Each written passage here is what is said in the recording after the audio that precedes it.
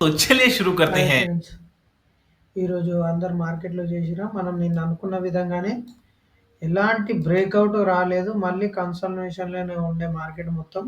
ఏదో చిన్న చిన్న మొమెంటమ్స్ ఇచ్చింది గానీ, ఈరోజు సెన్సెక్స్ ఎక్స్‌పైరీ అయినప్పటికి కూడంగా ఎలాంటి మొమెంటమ్ లేవు. ఇగో నిఫ్టీలో చూద్దాం మనం. నిఫ్టీ 50లో మార్కెట్ ఓపెన్ అవ్వడం గ్యాప్ అప్‌లో ఓపెన్ అయింది.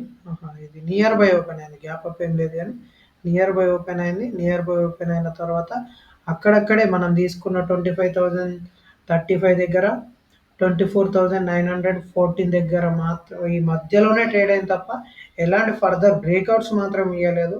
అందుకనే నేను ముందే చెప్పిన మీకు ఖచ్చితంగా 25,335 బ్రేక్ అయిన తర్వాతే బయ్యింగ్ తీసుకోండి. 24,914 తర్వాత బ్రేక్ అయితేనే సెల్లింగ్ తీసుకోర్రి. ఈ మధ్యలో ఉన్నప్పుడు మాత్రం ఎలాంటి ట్రేడింగ్ చేయొద్దు. నో ట్రేడింగ్ జోన్ అని చెప్పేసిన. అందుకనే అలాగే చూడండి.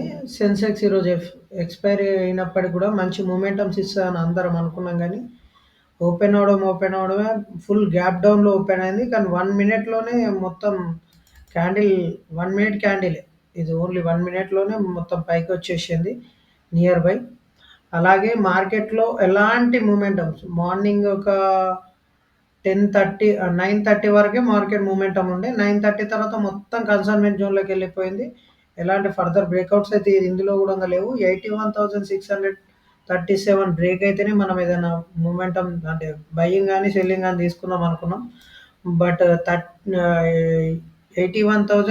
81,237 బ్రేక్ అయితే సెల్లింగ్ తీసుకుందాం అనుకున్నాం.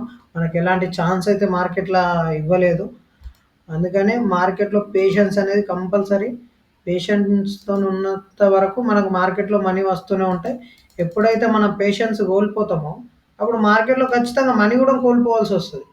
సో, మార్కెట్‌లో ఇప్పుడున్న సిట్యుయేషన్ ప్రకారం పేషెన్స్‌తో వెయిట్ జేయండి. తర్వాత ప్రాఫిట్స్ ఎంతైనా తీసుకోవచ్చు మనము. ఇంకోటి ఇది బ్యాంక్ నిఫ్టీ. బ్యాంక్ నిఫ్టీలో గూడా చూడండి. 54,400 బ్రేక్ అయితే సెల్లింగ్ తీసుకుందాం అనుకున్నాం. 54,700 బ్రేక్ అయినంకనే మనం బయింగ్ తీసుకుందాం అనుకున్నాం. బట్ నియర్ బై అక్కడ కొంచెం బ్రేక్ అయినట్టు ఇచ్చింది గానీ, ఇక్కడ మనకేందంటే మనకు రీటెస్ట్‌మెంట్ జరగలేదు. అది బ్రేక్ అయినా గూడంగా పెద్ద క్యాండిల్‌తోని బ్రేక్ కాలేదు. బట్ రీటెస్ట్‌మెంట్ ఏం జరగలేదు. బట్ కన్సల్టేషన్ ఈజీగా అర్థమైపోతది. బట్ ఎవరైనా ఇక్కడ చిన్న చిన్న మొమెంటమ్‌లో తీసుకోవాలని ట్రై చేసిన వాళ్ళు చిన్న స్టాప్ లాస్ పెట్టుకున్నా గూడా చిన్న లాస్‌తోని బయట పడిపోవచ్చు. ఓకే. ఇంక రేపటికి లెవెల్స్ తీసుకుందాం మరి మనం. నిఫ్టీ వచ్చేసి సపోర్ట్ 24,945, రెసిస్టెన్స్ వచ్చేసి 25,035. ఓకే. ఇది నిఫ్టీలో.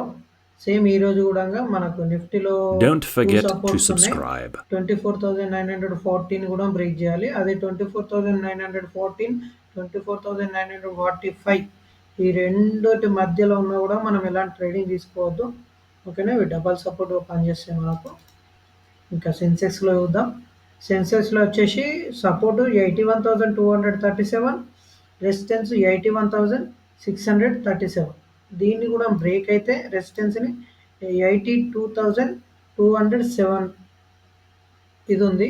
బట్ ఇక్కడ నియర్ బై అంటే మనం 82,000 రౌండ్ ఫిగర్ తీసుకోవచ్చు. ఓకే.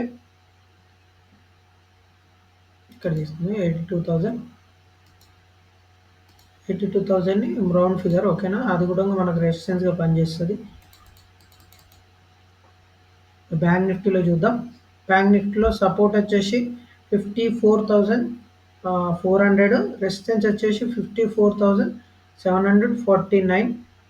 సెకండ్ రెసిస్టెన్స్ వచ్చేసి 55,000. ఓకే. అదే సపోర్ట్ వచ్చేసి 54,074. బట్ రేపు మాత్రం మార్కెట్ బుల్లిష్‌గానే ఉంటది అనుకుంటున్నా. ఎందుకు అంటే ఒకసారి చూద్దాం. ఇది మీరు 1 డేలో గమనించినట్టయితే బుల్లిష్ ఎంగల్ఫింగ్ క్యాండిల్ చూసిర్రా? ప్రతి దాంట్లో మనకు నిఫ్టీలో కూడా బుల్లిష్ ఎంగల్ఫింగే. ఓకే. Bullish engulfing. అలాగే సెన్సెక్స్‌లో కూడా బుల్లిష్ ఎంగల్ఫింగ్. కానీ ఇది ఇంకా క్లియర్‌లీ రాలేదు. కానీ ఇది కూడా బుల్లిష్ ఎంగల్ఫింగే. బ్యాంక్ నిఫ్టీలో కూడా చూడండి బుల్లిష్ ఎంగల్ఫింగ్.